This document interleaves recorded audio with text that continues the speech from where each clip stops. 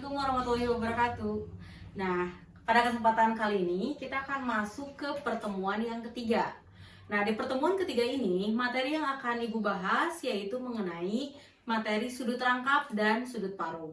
Nah, tapi yang akan Ibu jelaskan terlebih dahulu yaitu tentang materi sudut rangkap. Nah, kita lihat di sini.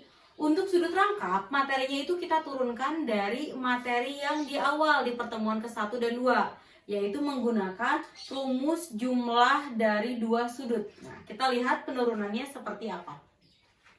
Nah, yang pertama yang akan kita cari itu adalah rumus untuk nilai dari sin 2A. Nah, untuk sin 2A ini seperti apa? Kita akan mencarinya, kita akan uraikan. Nah, di sini kalian ingat bahwa sinus 2A itu bisa kita uraikan menjadi sinus dari A ditambah dengan A. Nah, artinya apa? Di sini muncul rumus dari jumlah dua sudut dalam fungsi sinus.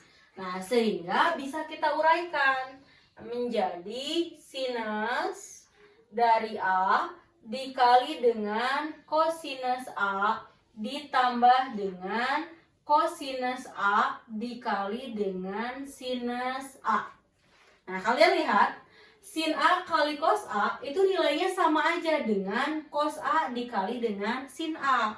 Nah, akibatnya kalau kita jumlahkan itu bisa menjadi 2 kalinya sin A dikali dengan kosinus A.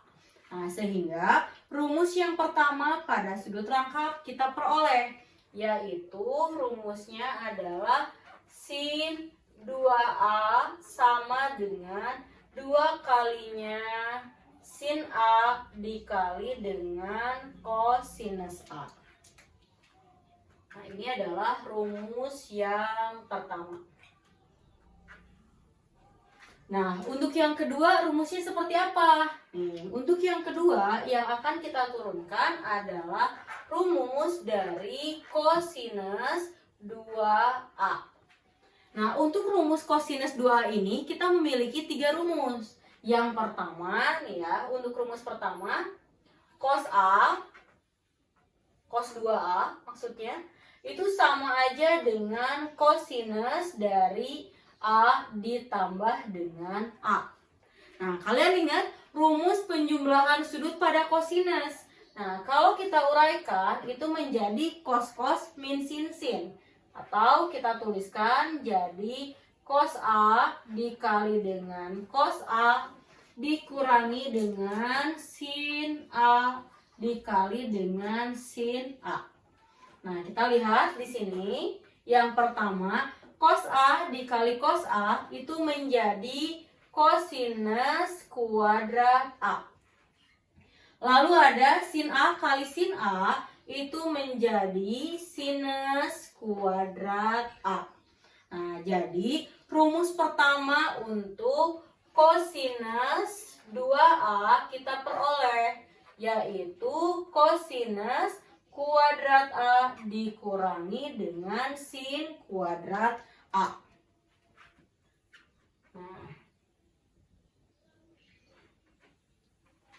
Nah, untuk rumus cos 2A, tadi Ibu bilang bahwa rumusnya ada 3. Nah, 2 lagi dari mana? Nah, kalian bisa lihat di sini. Di sini ada bentuk cos kuadrat A. Nah, di mana cos kuadrat A itu berkaitan dengan identitas trigonometri. Kalian ingat, kita punya identitas trigonometri bahwa cos kuadrat A kalau ditambah dengan sin kuadrat A itu sama dengan 1. Nah, artinya kalau kita mau gantikan, berarti cos kuadrat A itu sama dengan 1 dikurangi dengan sin kuadrat A. Nah, sehingga untuk memperoleh rumus yang kedua, kita substitusikan. Jadi diperoleh cos 2A sama dengan 1 dikurangi dengan sin kuadrat A dikurangi dengan sin kuadrat A. Bentuk ini berasal dari bentuk yang di atas ini ya. Nah, kalian lihat ada negatif sin kuadrat A, negatif sin kuadrat A. Kalau kita sederhanakan itu menjadi 1 dikurangi dengan 2 sin kuadrat A.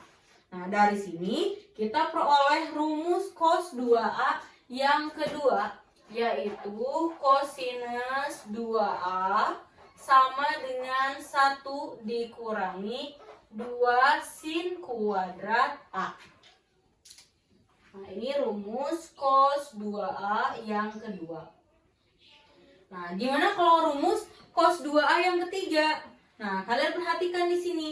Ini ada sin kuadrat A. Lalu kalian ingat bahwa nilai dari sin kuadrat A, nih dari identitas di bawah, itu dia sama saja dengan 1 dikurangi cos kuadrat A.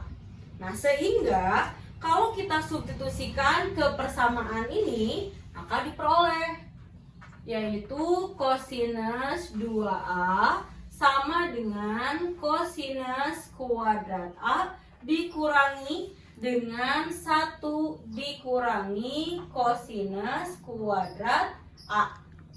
Nah, berarti dari sini lihat, ini ada cos kuadrat A, ini ada negatif kali negatif, berarti jadi positif ya, ditambah dengan cos kuadrat A, yaitu menjadi 2 cos kuadrat A. Nah, ini negatif kali 1 berarti jadi min 1. Akibatnya diperoleh rumus yang ketiga, yaitu cosinus 2A sama dengan 2 kalinya cos kuadrat A dikurangi dengan 1. Ini adalah rumus ketiga untuk bentuk cosinus 2A. Nah, sebelum ke rumus tangan, kalian bisa perhatikan keterkaitannya dulu ya. Kalian lihat di sini, yang ditanyakan itu adalah 2A. Nah, sehingga rumusnya kalau diperhatikan ini menjadi setengah dari yang ditanyakan. Sama halnya dengan sin 2A, cos 2A juga sama. Ketika yang ditanyakan 2A, maka di rumusnya dia menjadi setengah sudutnya. Nah, maksudnya apa? Nih, kalau di soal, nah di soalnya itu ingin ditanyakan yang lain. Misal, yang ditanyakan berapa sih kalau mau nyari sin 10A? Nah, dengan konsep yang tadi, maka kalau untuk sin 10A menjadi apa? Ingat, si rumusnya jadi setengahnya, yaitu 2 sin 5A dikali dengan cosinus 5A. Kayak gitu maksudnya. Nah, sekarang, Bu, saya pengennya pakai rumus cos, boleh. Misal nih ya, kalau rumus cosnya yang ingin dicari adalah cos 17A. Gimana kalau cos 17A? Dia kan nggak bisa dibagi 2, ya nggak apa-apa, jadi pecahan. Berarti rumusnya menjadi 2 cos kuadrat 17 per 2A dikurangi dengan 1. Misalkan, Bu, saya pengennya yang ini. Nah, kalau di sini misalkan Ibu ambil gimana kalau rumusnya untuk cos A aja. Berarti diubah jadi 1 dikurangi 2 sin kuadrat. Ingat, sudutnya menjadi setengahnya. Berarti jadi setengah A. Jadi itu yang harus kalian pahami, keterkaitan antara sudut rangkap dalam bentuk rumusnya ya. Jadi ketika yang ditanyakan adalah bentuk rangkapnya, maka di rumusnya menjadi setengahnya. Nah, sekarang kita akan lanjutkan ke poin ketiga untuk rumus tangen. Nah, di sini untuk rumus tangen 2A. Nah, untuk rumus tangen 2A, nah rumus tangen 2A berarti di sini kita akan uraikan menjadi tan 2A sama dengan tangen dari A ditambah dengan A. Nah, terus kalian ingat nih rumusnya. Rumus dari tangen A plus B. Kalau diuraikan menjadi tangen A ditambah dengan tan B, tapi di sini sudut B-nya adalah A lagi. Nah, dibagi dengan 1 dikurangi dengan tan A dikali dengan tan B. Dan tan B-nya tadi ingat sudutnya sama-sama A.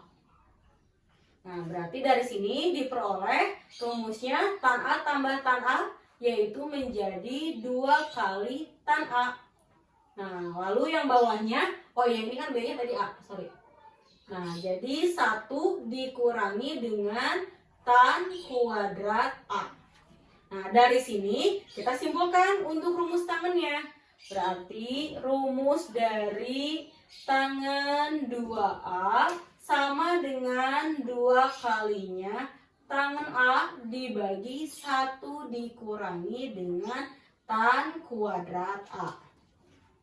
Nah, rumus di sini kalian harus pahami penurunannya karena sangat berkaitan dengan rumus sudut paruh. Nah, nanti penggunaannya seperti apa? Agar kalian lebih paham, Ibu akan jelaskan di contoh soal. Kalau ada yang tidak dipahami atau ada yang membingungkan, kalian boleh tanyakan di kolom komentar. Nah, sekarang untuk kalian lebih paham, di sini Ibu akan memberikan 1 buah contoh soal. Kalian bisa lihat di sini. Nah, di contoh soal ini kita belajar materi yang dasar dulu yang sesuai dengan rumus tadi ya. Jadi di sini diketahui ada kosinus A, di mana nilainya adalah negatif 1/3 dan sudut A-nya dia ada di kuadran 3. Jadi ini kita tandai ya. Ini menandakan bahwa kosinusnya A-nya ada di kuadran ketiga.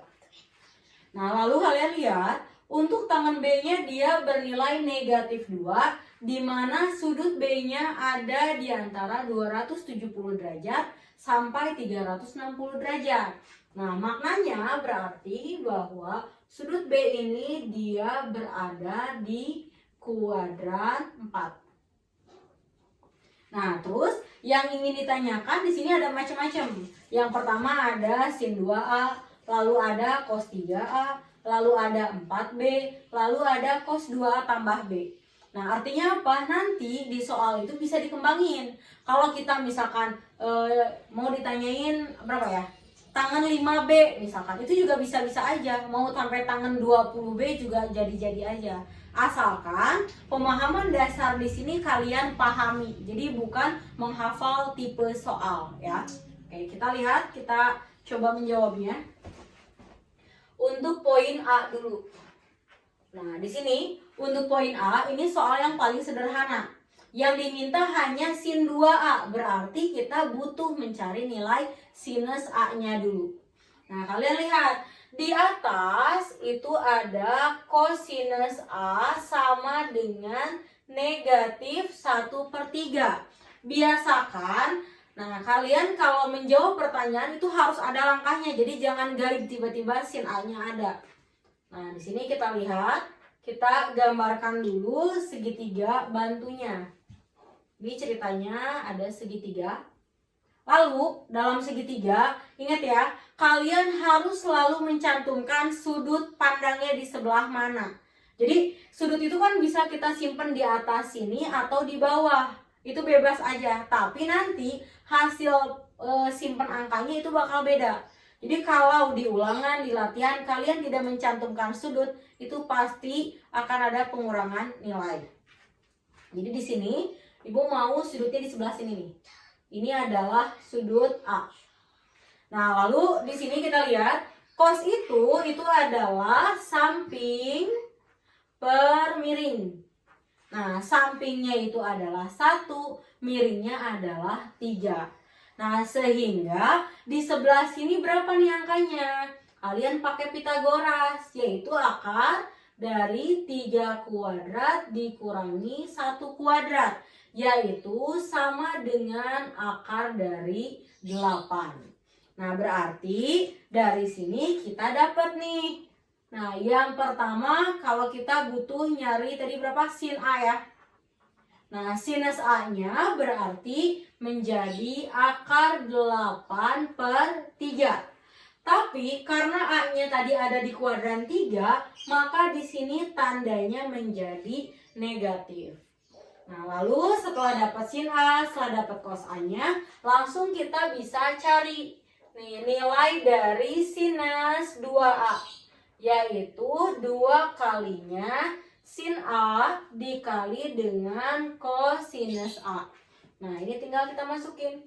Jadi 2 dikali sin A-nya negatif akar 8/3. Lalu cos A-nya negatif 1/3. Sehingga diperoleh, ini lihat ada akar 8. Akar 8 itu sama dengan 2 akar 2. Berarti kalau kita kalikan itu menjadi 4 akar 2. Nah, bawahnya 3 kali 3, 9. Nah, itu baru untuk nilai sinus 2A. Nah, ini untuk yang poin A. Kalau poin A ini udah lancar, sekarang kita lanjut nih ke poin B. Nah, kita lihat untuk poin B.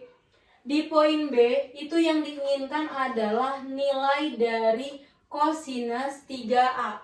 Nah, kalian ingat, cos 3A ini bisa kita bentuk boleh dari cos 4A dikurangi dengan A, atau boleh juga dengan cos 2A ditambah dengan A. Itu bebas aja ya, tergantung kalian maunya yang mana. Misalkan di sini ibu mau mencobanya dengan kosinus dari 2A ditambah dengan A.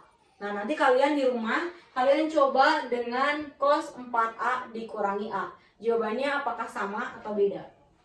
Nah, kita lihat di sini. Nah, dengan adanya cos 2A ditambah A, maka di sini kita uraikan menjadi kosinus 2A dikali dengan kosinus A, lalu dikurangi dengan sin 2A, lalu dikali dengan sinus A. Nah, yang jadi masalah apa? Kalian lihat di sini. Oh, ternyata ada kosinus 2A. Padahal kita belum cari gitu. Nah, hati-hati ya. Untuk mencari cos 2A, kalian, kalau menurut ibu ya lebih amannya, jangan membuat segitiga dari nilai sinus 2A. Karena sudut 2A ini memperlebar si kuadran. Otomatis tandanya itu kadang plus, kadang minus gitu di situ. Jadi itu harus sangat hati-hati. Lebih amannya cos 2A ini mending kita cari menggunakan rumus, itu lebih aman dan jawabannya langsung dapat gitu. Tandanya itu positif atau negatif. Nah, ibu di sini mau pakai rumus aja. Berarti kita peroleh ya. Nih, kosinus 2A-nya rumusnya punya 3. Kalian boleh pilih yang mana. Karena yang diketahuinya adalah cos A, ibu mau pakai rumusnya yang cuma ada cos doang. Berarti 2 cos kuadrat A dikurangi dengan 1. Nah, ini tinggal kita substitusiin. Berarti 2 kali min 1/3 kuadrat dikurangi 1. Atau ini ada 2 kali 1/9. Nah, ini dikurangi dengan 9/9. Nah, kalian lihat. Ini ada 2/9 dikurangi 9/9. Berarti menjadi negatif 7/9. Ini baru nilai dari cos 2A-nya. Nah, sekarang baru kita jawab pertanyaan yang di atasnya. Jadi cos 2A-nya tadi udah dapat negatif 7/9. Lalu cos A-nya tadi kita udah cari, yaitu min 1/3. Lalu dikurangi sin 2A-nya tadi udah ada, yaitu 4 akar 2/9. Dan dikali sinus A-nya yaitu negatif 2 akar 2/3. Nah, ini tinggal kita sederhanakan. Nih, minus 7 kali minus 1 yaitu 7/27. Lalu kalian lihat di sini. Ada negatif 4 akar 2 dikali negatif 2 akar 2. Berarti menjadi 8 kali 2. Yaitu 16/27. Nah, ini sederhanakan. Berarti kita peroleh berapa? Yaitu 23/27. Nah, ini untuk jawaban yang poin B. Nanti kita lanjutkan ke poin C. Kalian silakan pahami dulu. Nah, sekarang kita akan lanjutkan ke poin C. Nah, di sini ibu tuliskan tadi kita udah mencari ya dari poin sebelumnya nilai cos 2A dan sin 2A. Nah, untuk yang poin C kita lihat. di poin C ini yang ditanyakan itu adalah tangen 4B. Nah, artinya untuk mencari tangen 4B, kita butuh dulu mencari tangen dari 2B. Nah, kalian lihat di sana tangen B-nya udah ada. Nih, jadi langkah awalnya kita akan mencari tangen dari 2B. Nah, ingat rumus sudut rangkapnya, bahwa tangen 2B itu sama aja dengan 2 kalinya tangen B, lalu dibagi dengan 1 dikurangi tan kuadrat B. Tinggal kita substitusikan. 2 kali tangen B, lihat tangen B-nya di soal, yaitu -2. Nah, dibagi 1 dikurangi dengan tan kuadrat B, berarti -2 dikuadratkan. Jadi diperoleh -4. Nah, kalian lihat di sini, ini berarti kan 1 dikurangi -2 dikuadratkan itu adalah 4. Jadi kita peroleh tan 2B-nya sama dengan positif 4/3. Itu untuk tangen 2B. Nah, sekarang yang ingin ditanyainnya tadi adalah nilai dari tangen 4B. Berarti ingat ya konsepnya, kalau di sini tangen 4B, otomatis dia bisa kita jadikan tangen 2 kalinya 2B. Nah, sehingga berdasarkan sudut rangkap ini, maka rumusnya menjadi 2 kali tangen ini yang dikurungin setengahnya, yaitu 2B, dibagi 1 dikurangi dengan tan kuadrat 2B. Nah, sekarang tadi kan udah dapat, kita tinggal masukin. Jadi 2 dikali 4/3. Nah, lalu dibagi dengan 1 dikurangi 4/3 kuadrat. Nah, dari sini kita peroleh berarti ada 8/3. Ini Ibu tulisnya gini aja ya. Nih, dibagi dengan 1 dikurangi 16/9. Kalian ingat, ini kan harus disamain penyebut. 1 itu artinya adalah 9/9. Berarti ini jadi 8/3. Kita bagi dengan 9/9 dikurangi 16/9, yaitu -7/9. Atau dibalikin, jadi -8/3 dikali 9/-7.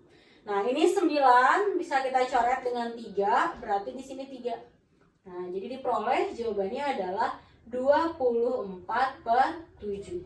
Nah, ini untuk jawaban yang poin C. Nah, sekarang kita akan lanjutkan ke poin yang D.